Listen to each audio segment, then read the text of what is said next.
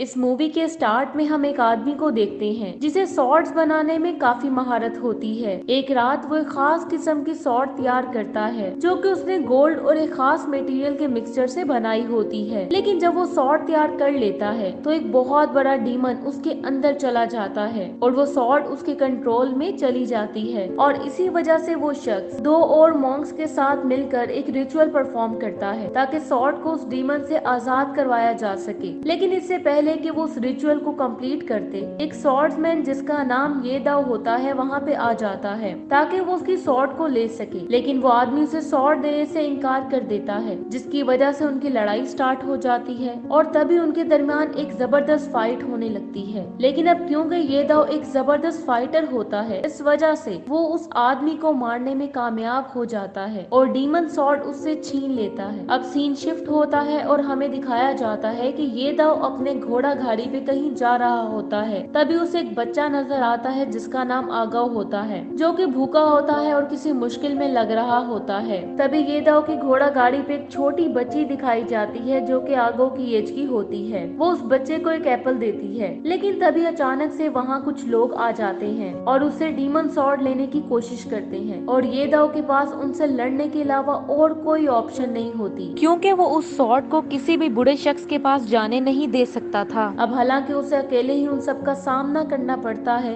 लेकिन फिर वो बड़ी बहादुरी से लड़ता है और डीमन सॉर्ड की मैजिक पावर का इस्तेमाल करते हुए वो उन सब को हराने में कामयाब हो जाता है। लेकिन डीमन सॉर्ड की मैजिक पावर का इस्तेमाल करने से वो बच्चा जिसे वो कुछ देर पहले मिला था वो भी दूर जा गिरता है और इंजर्ड हो जाता है, जिसका ये दाव को बहुत ज्यादा दुख होता है। इसलिए वो अपने आप से वादा करता है कि वो सॉर्ड्समैन के तौर पर नहीं बल्कि एक आम इंसान के तौर पर जिंदगी गुजारेगा और उस बच्चे का ख्याल रखेगा और वो अपने आप को सजा देने के लिए अपना ही एक हाथ काट देता है। उस इंसिडेंट के 10 साल बाद हमें आगव को दिखाया जाता है जो एक ऐसे सिटी में रह रहा होता है जिस पर एक करप्ट किंगडम का राज होता है, जहाँ पे रहने वाले सब लोग बहुत ज्यादा गरीब होते हैं, जिसकी वजह से शहर में प्रोस्टिट्यूशन, रॉबरी, किडनैपिंग और बहुत से दूसरे क्राइम्स आम हो जाते हैं। एक दिन जब आगव मार्केट से कुछ सामान खरीदने जाता है तो तभी उसके पास एक लड़की आती है। वो उसे ब्रोथल से आए हुए गार्ड से उसको बचाने का कहती है, लेकिन अब क्योंकि वो लड़ नहीं सकता था इसलिए वो उस लड़की की कोई हेल्प नहीं करता और वहाँ से चला जाता है। उस मार्केट में वो थेफ्ट और रॉबरी जैसे क्राइम्स देखने का आदी हो चुका था और यहाँ तक कि मर्डर्स भी, जो कि ऑलमोस्ट वहाँ पे रोजाना होते थे। मार्केट से वापसी पर वो एक घर में पहुँचता है जिसमें वो ये दाव के साथ रहता है, जिसने अब एक नूडल रेस्टोरेंट खोला है। आगो सामान खरीदने के लिए उसकी हर रोज हेल्प करता है और जब कस्टमर्स आते हैं तो वो वहाँ पे वेटर बन जाता है। उस घर में उसके साथ एक खूबसूरत और पूरी स्टार लड़की भी रहती है जो कि हर वक्त एप्पल्स खाती रहती है और हमेशा घर पे ही रहती है। ये दाव हमेशा आगव को लकड़ियाँ इकट्ठी करने और उनको काटने का काम कहता था ताकि उसके नूडल रेस्टोरेंट पे आग जलाने के लिए काम आ सके। अब हमें एक सॉर्ड्समैन दिखाया जाता है जो कि किसी से डर के भाग रहा होता है और एक लड़की जिसने मास्क पहना होता है उसके हाथ में डीमन सॉर्ड होती है, वो उस आदमी का पीछा कर रही होती है। अब बदकिस्मती से वो सॉर्ड्समैन एक जगह फंस जाता है और भाग नहीं पाता, इसलिए मजबूरन वो अपनी सॉर्ड निकालता है और लड़ने के लिए तैयार हो जाता है। लेकिन इससे पहले कि वो उस लड़की पे अटैक करता, वो लड़की उस पे अटैक करके उसे मार देती है। अगले दिन हमें एक ब्रोथल को दिखाया जाता है जहाँ की मालकन को कोई बताता है कि एक कातिल रात को मारा गया है। तभी उसका गुलाम उसे कहता है कि उसे मारने वाला शख्स का नाम ये दाव है जो कि एक माहिर तलवारबाज है। उसके गुलामों की इन्वेस्टिगेशन से पता चलता है कि अब मारे जाने वाले शख्स की गर्दन पे सॉर्ड्स के निशानात उन निशानात से मिलते जुलते हैं जो पास्ट में ये दाव के हाथों मारे जाने वाले लोगों के जिस्मों पे मौजूद थे। ब्रोथल की मालकन उन ग्रुप्स में से एक ग्रुप का हिस्सा थी जो कि ये दाव के पास मौजूद डीमन सॉर्ड की तलाश में थी, लेकिन अभी तक उसे ये नहीं पता था कि ये दाव रहता कहाँ है। अब क्योंकि ये दाव को पकड़ने और उससे डीमन सॉर्ड हासिल करने वाले के लिए किंगडम ने रिवार्ड के तौर पे बहुत बड़े खजाने का वादा किया होता है, इसी वजह से वो औरत भी ये दाव को पकड़ के उससे डीमन सॉर्ड हासिल करना चाहती थी। उस सुबह जब आगव मार्केट से सामान ले रहा था तो उसे दो स्ट्रीट सिंगर्स भी नजर आए थे, इसलिए वो उनको कुछ कॉइन्स देता है। लेकिन जब वो कॉइन्स नीचे रखता है तो उनमें से एक सिंगर फौरन उसका हाथ पकड़ लेता है और कहता है कि ये तो किसी माहिर सॉर्ड्समैन के हाथ लग रहे हैं। वो फौरन इस बात से इनकार कर देता है और कहता है कि उसके हाथों में जख्म इसलिए है क्योंकि वो आग जलाने के लिए लकड़ियां काटता है। उसी दोपहर जब आगव रेस्टोरेंट में वापस लौट आया था, वही दो सिंगर जिस जिससे वो पहले मिल चुका था वहाँ पहुँचते हैं और फूड ऑर्डर करते हैं। उनको नूडल का एक बोल सर्व करने के बाद ये दाव उसे कुछ देर बाहर जाने और जंगल से लकड़ियाँ इकट्ठी करने का कहता है। ये दाव ने उसे बाहर जाने का इसलिए कहा था क्योंकि वो नहीं चाहता था कि वो सिंगर्स उसे नुकसान पहुंचाएं। वो दोनों ये दाव के पुराने दुश्मन थे और काफी टाइम से वो उसको ढूंढने की कोशिश कर रहे थे। वो दोनों अपने वेपन्स निकालते हैं और एक साथ ये दाव पे अटैक कर देते हैं। हालांकि वो सिर्फ एक हाथ से लड़ता है और लड़ाई में लकड़ियां काटने वाली कुल्हाड़ी इस्तेमाल करता है। इसके बावजूद वो उन दोनों को इंजर करके शिकस्त देने में कामयाब हो जाता है। अब जैसे ही वो दोनों उसके होटल से जंगल की तरफ निकलते हैं तो उन्हें उसी मास्क गर्ल का सामना करना पड़ता है जिसने पहले भी एक स्वॉर्ड्समैन को मारा था और उसके हाथ में डीमन स्वॉर्ड भी होती है। थोड़ी देर बाद काफी सारे वॉरियर्स ये दाव के रेस्टोरेंट पे खाना खाने आते हैं जिनको एक लड़की लीड कर रही होती है और उसका नाम गोंगिन होता है और वो आगो से शहर का रास्ता पूछती है। आगो घुड़सवारों को फूड सर्व करने के बाद स्ट्रीट में कुछ बेगर्स को देखता है और बचा हुआ खाना उनमें बांटने लगता है, लेकिन बेगर्स खाना लेने के लिए लड़ाई स्टार्ट कर देते हैं और तभी वो उसे मारने लगते हैं। खुशकिस्मती से एक घुड़सवार उसकी हेल्प करता है जबकि गोंगिन उसे एक रुमाल देती है ताकि वो अपनी बॉडी पे मौजूद जख्मों को साफ कर ले। घुड़सवार के जाने के थोड़ी ही देर बाद आगो एक आदमी को देखता है जो घोड़ों के खाने में कुछ मिला रहा होता है। इस मशकूक हरकत को देखते हुए वो उस आदमी का पीछा करने लगता है और एक ऐसी जगह पे पहुंचता है जहाँ पे उसे बहुत से हॉर्सेस मरे हुए मिलते हैं और साथ ही बहुत से वॉरियर्स की भी डेड बॉडीज मिलती हैं जिनको कुछ डाकुओं ने मार दिया था। और वहाँ से थोड़ा ही दूर आगो गोंगिन को देखता है जिसको कुछ डाकुओं ने घेरा होता है, इसलिए वो जल्दी से उसकी हेल्प के लिए जाता है। इसके बावजूद कि उसने कभी स्वॉर्ड नहीं चलाई होती और उसे लड़ाई का भी कोई तजुर्बा नहीं होता, लेकिन फिर भी वो उनसे अकेले ही लड़ने लगता है। खुशकिस्मती से रॉबर्ट्स के पास भी कुछ खास फाइटिंग स्किल्स नहीं होती, इसलिए वो उन सबको हराने में कामयाब हो जाता है। जिसके बाद वो गोंगिन को एक खुफिया जगह पे ले जाता है ताकि उसकी इंजरीज ठीक होने तक वो वहाँ पे रेस्ट कर सके। उसी रात आगो दुआ करता है और गॉड से माफी मांगता है क्योंकि वो किसी को जान से मारने की वजह से अपने आप को मुजरिम महसूस कर रहा था। अगले दिन जब गोंगिन की आंख खुलती है तो वो सबसे पहले आगो को उसकी हेल्प करने पे थैंक्स कहती है और उसे शहर आने की वजह बताती है। वो उसे बताती है कि कई साल पहले उसके फादर जो कि एक माहिर स्वॉर्ड्स मेकर थे, उनको एक माहिर स्वॉर्ड्समैन जिसका नाम ये दाव था उस वक्त कत्ल कर देता है जब वो एक डीमन स्वॉर्ड पे रिचुअल परफॉर्म कर रहे थे। फिर वो उसे क्रिस्टल स्टोन देते हुए कहती है कि वो डीमन स्वॉर्ड को ढूंढने में उसकी हेल्प करे जिसे ये दाव ने चोरी कर लिया था। वो उसे एक्सप्लेन करती है कि ये क्रिस्टल स्टोन डीमन स्वॉर्ड के पास रिएक्ट करेगा। आगो जब ये दाव का नाम सुनता है तो वो इस बात पे शक करने लगता है कि जो शख्स अभी तक उसकी परवरिश कर रहा था वो वही स्वॉर्ड्समैन है जिसका जिक्र गोंगिन कर रही है। इसलिए वो ये देखने के लिए कि ये दाव के बारे में उसका शक ठीक है या नहीं, वो गोंगिन से वो क्रिस्टल स्टोन एक्सेप्ट करने का फैसला करता है। उसी दिन आगो उस क्रिस्टल स्टोन को ये दाव के रूम में ले आता है ये चेक करने के लिए कि उसके पास डीमन स्वॉर्ड है या नहीं। लेकिन जब वो ये देखता है कि क्रिस्टल स्टोन रिएक्ट नहीं कर रहा तो वो सुख का सांस लेता है कि ये दाव वो किलर नहीं है जिसको गोंगिन ढूंढ रही थी। शाम को जब ये दाव मार्केट से घर आ रहा होता है तो अचानक से क्रिस्टल स्टोन वाइब्रेट करने लगता है और लाइट जलने लगती है, इसलिए उसे अपने आसपास डीमन स्वॉर्ड के होने का एहसास होता है। इसलिए जब वो इधर उधर देखना स्टार्ट करता है तो अचानक से उसे एक मास्क पहने हुए लड़की नजर आती है जिसने डीमन स्वॉर्ड पकड़ी होती है, इसलिए वो फौरन उस जगह से भाग जाता है। इस इंसिडेंट के बाद आगाओ योंगजिन से मिलता है और उसे बताता है कि उसकी मुलाकात डीमन स्वॉर्ड के ऑनर से हुई है, लेकिन जिसके पास वो तलवार थी वो कोई मर्द नहीं बल्कि एक पुलिसरार लड़की है। वो उसे किसी सेफ जगह पे जाने का मशवरा देता है क्योंकि उसे खदशा था कि वो उसी पुलिसरार लड़की के हाथों मारी जाएगी, लेकिन गोंगिन उसकी ये तजवीज मानने से इनकार कर देती है क्योंकि उसका इरादा उस डीमन स्वॉर्ड को डिस्ट्रॉय करने का था ताकि और लोग न मारे जाएं। ये सुन के आगो उस क्रिस्टल स्टोन को उसे वापस कर देता है क्योंकि उसे लग रहा था कि वो उस डीमन स्वॉर्ड के ऑनर का सामना नहीं कर सकेगा। शाम को आगो हमेशा की तरह उस मिस्टीरियस गर्ल के रूम के सामने कुछ एप्पल्स रख देता है। उन एप्पल्स को टेबल पर रखने के बाद वो उस मिस्टीरियस गर्ल को अपनी फीलिंग्स के बारे में बताता है और कहता है कि वो उसे अच्छी लगने लगी है और हमेशा की तरह वो उसकी इस बात का कोई जवाब नहीं देती, इसलिए वो उसका रूम चेक करने का फैसला करता है। रूम में उसे एक गोल्डन स्वॉर्ड दिखाई देती है जो कि उसी मास्क पहने हुए लड़की के हाथ में मौजूद डीमन स्वॉर्ड जैसी होती है जिस लड़की को वो पहले भी मिल चुका होता है, जिसकी वजह से वो बहुत ज्यादा डर जाता है क्योंकि उसे लगता है कि मिस्टीरियस गर्ल और मास्क वाली गर्ल दोनों एक ही हैं जो कि डीमन स्वॉर्ड की ऑनर हैं। और जब जब वही मिस्टीरियस गर्ल अचानक से उसके पीछे दिखाई देती है तो वो डर के वहाँ से भाग जाता है। और जब वो अपनी खुफिया जगह पे पहुँचता है तो गोंगिन उसे ये दाव को ट्रैप करने के लिए उकसाने लगती है, क्योंकि वो एक खतरनाक कातिल होता है। लेकिन आगाओ ऐसा करने से साफ इनकार कर देता है, क्योंकि वो उस शख्स को धोखा नहीं दे सकता था जो उसकी हिफाजत और देखभाल इतने सालों से कर रहा था। उसके ये अल्फाज सुन के गोंगिन अचानक से उसके गले मिलती है और उसे स्टैब कर देती है और उसकी बॉडी उस औरत के सामने फेंक देती है जो कि ब्रॉथल की ऑनर होती है, जिससे हमें पता चलता है कि ये दाव को पकड़ने के लिए गोंगिन उस औरत के साथ मिली हुई थी ताकि वो डीमन सॉर्ड हासिल करके किंगडम से इनाम हासिल कर सके।